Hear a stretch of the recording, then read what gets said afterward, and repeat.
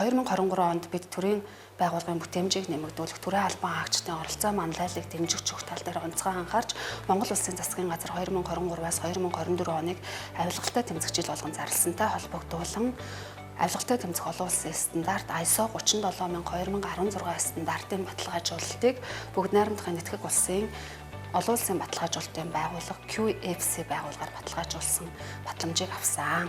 За стандарт баталгаажуулалтыг авна гэдэг бол тухайн байгууллагын нэг хүний гинт шийдэд авчдаг зүйл бол биш. Бүх байцаагч ажилтнуудын оролцоо, төрийн албан хаагчдын манлайлал, удирдлагын багийн манлайлал олон жилийн нүүр хүч хөдөлмөр байдаг. Манай байгууллагын хувьд авахд онцгой нөлөөлсөн давуу тал нь бол бид чанарын менежментийн тогтолцоо 9001/2016 стандартыг нэвтрүүлсэн, суурь стандартуудыг нэвтрүүлж хэвшүүлсэн явдал бол бидний авилгын эсрэг стандартыг нэвтрүүлэх ажилд гол түлхэц болж өгсөн. Даатгалыг хэлсэн 40 албан хаагч 10 төлөөлөгчийн оронтойгоор 2023 онд нийтдээ 76740 даатгуулагчид нийгмийн даатгалын 30 гаруй төрлийн үйлчилгээг хүргэн ажилласан байна. Үүнээс 58.5% буюу 44897 даатгуулагч биечлэн ирж үйлчилгээ авсан бол 41.5% буюу 31843 даатгуулагч цахим болон утсаар үйлчилгээ авсан байна. Колл центр буюу лавлах утсаар 9314 дуудлага хүлээн авч 3950 алдсан дуудлага руугаа эргэн холбогдож нийтдээ 13402 дуудлагаар үйлчилгээ үзүүлсэн байна. Цахим хуудасаар 5277 даатгуулагч нийгмийн даатгалын шимтгэл төлөлтийн талаарх мэдээлэл авсан бол 13164 тайланг тоон гарын үсгээр хүлээн авсан байна. Нийгмийн даатгалын санд 167.9 тэрбум төгрөгийн орлого бүрдүүлж үйл ажиллагаа явуулж буй 1459 аж ахуйн байгууллагаас 1097 буюу 75.2 нь тоон гарын үсгээр, 362 буюу 24.8 нь вебээр илгээж нийгмийн даатгалын шимтгэл төлөлтийн тайлангаа 100% цахимаар хүлээн авсан байна. Нийгмийн даатгалын сангаас 168.8 тэрбум төгрөгийн зарлага гаргаснаас тэтгэврийн даатгалын сангаас 18.858 тэтгэвэр авчид 156.3 тэрбум төгрөг, тэтгэмжийн даатгалын сангаас 14.828 даатгуулагчид 8.7 тэрбум төгрөг, ажилгүйдийн даатгалын сангаас 876 тэтгэмж авагчид 2.9 тэрбум төгрөг, үйлдвэрлэлийн хослолын мэргэжлийн шалтгаалс өвчний даатгалын сангаас 500 даатгуулагчид 361.86 сая төгрөгийг тус олголоо. Байгууллагын үйл ажиллагааны алдаа дутагдлыг илрүүлж арилгах, бүтээмжийг нэмэгдүүлэх зорилгоор ажлын нөхцөл байдал, ажлын ачаалал, байгууллагын соёлын сэтгэл ханамжтай байдал, ажилтны сэтгэл ханамжид нөлөөлж буй хүчин зүйлс гэсэн 4 бүлэг судалгааг ажилтан албан хаагчдаас авч судалгааны үр дүнд үндэслэн ажлын ачааллыг тэнцвэржүүлэх, бүтээмжийг нэмэгдүүлэн ажиллалаа. Дотооддоо нийт 50 удаагийн сургалтыг зохион байгуулж, давхарцсан тоогоор 1147 ажилтныг хамруулан 1261 хүн цагийг зарцуулж, байцаагч ажилтнуудаа чадваржуулан ажиллуулжээ.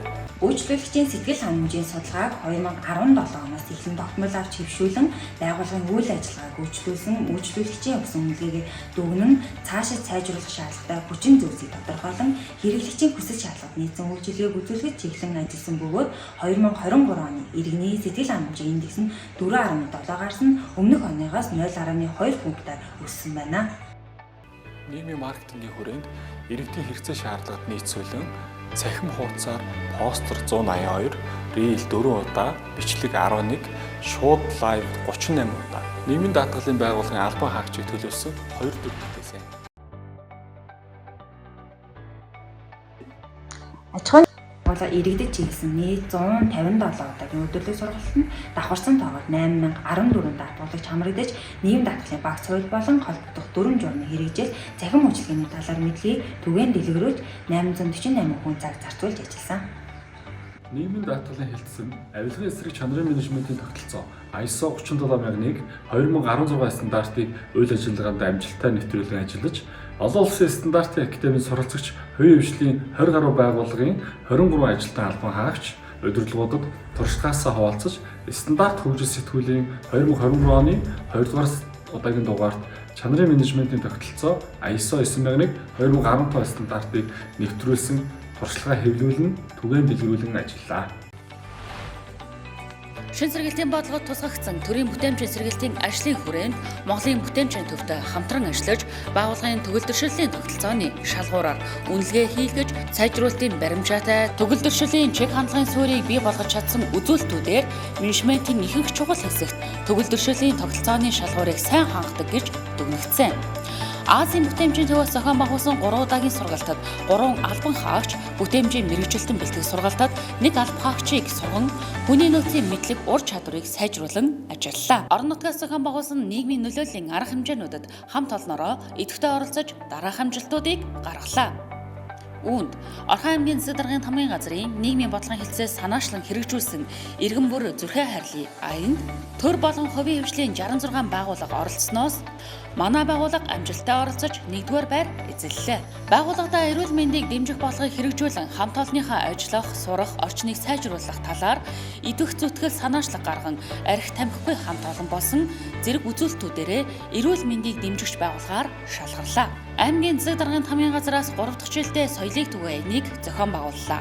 Эерэг хандлага Эрдэнэтэй сураандаар өрнүүлсэн аянд 20 гаруй төрийн байгууллага нэгдэж эерэг дадал зөв хандлагыг түгээн оролцсноос соёлыг түгээгч байгууллага хамт олон гэдгээ батлан 2-р байрыг эзэллээ.